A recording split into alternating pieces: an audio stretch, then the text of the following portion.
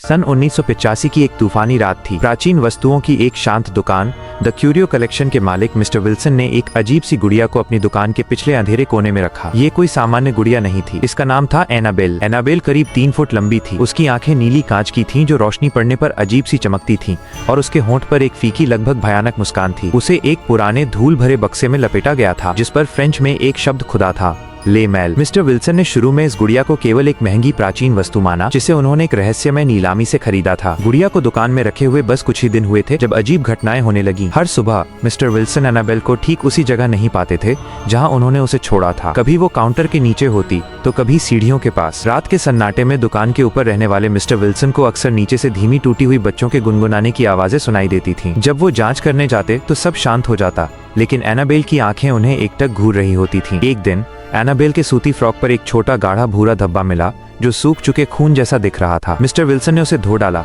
लेकिन अगले ही दिन वो धब्बा फिर से दिख गया। कुछ हफ्तों बाद सारा नाम की एक युवा इतिहास की छात्रा जो पैरानॉर्मल रिसर्च में दिलचस्पी रखती थी दुकान पर आई। एनाबेल को देखते ही सारा के रोंगटे खड़े हो गए। सारा ने मिस्टर विल्सन से कहा, ये गुड़िया साधारण नहीं है, इसका एक इतिहास है और ये इतिहास यहाँ की शांति को भंग कर रहा है। सारा ने अपनी रिसर्च शुरू की। उसने शहर के पुराने रिकॉर्ड और प्राचीन किताबों की छानबीन की। कुछ दिनों की कड़ी मेहनत के बाद उसे एक भयावह सच पता चला। 18वीं शताब्दी। एनाबेल गुड़िया वास्तव में 18वीं शताब्दी के एक छोटे से गांव में बनाई गई थी। गांव वालों का मानना था कि गुड़िया को एक काला जादू जानने वाली डायन ने शाप दिया था। डायन ने अपनी आत्मा का एक हिस्सा गुड़िया में डाल दिया था ताकि वो अपने दुश्मनों को दूर से ही कष्ट दे सके। इस डायन का नाम एनाबेले था। रिकॉर्ड्स के अनुसार जिस किसी ने भी लंबे समय तक गुड़िया को अपने पास रखा, उसके घर से एक छोटा बच्चा रहस्यमय तरीके से गायब हो गया। सारा ने मिस्टर विल्सन को चेतावनी दी, एनाबेल को यहाँ से हटाना होगा। यह ऊर्जा नहीं, यह एक शिकारी है। मिस्टर विल्सन, जो अब डर के मारे कांप रहे थे, उन्होंने सारा की बात मान ली। उन्होंने फैसला किया कि वे गुड़िया को किसी को बेचेंगे नहीं,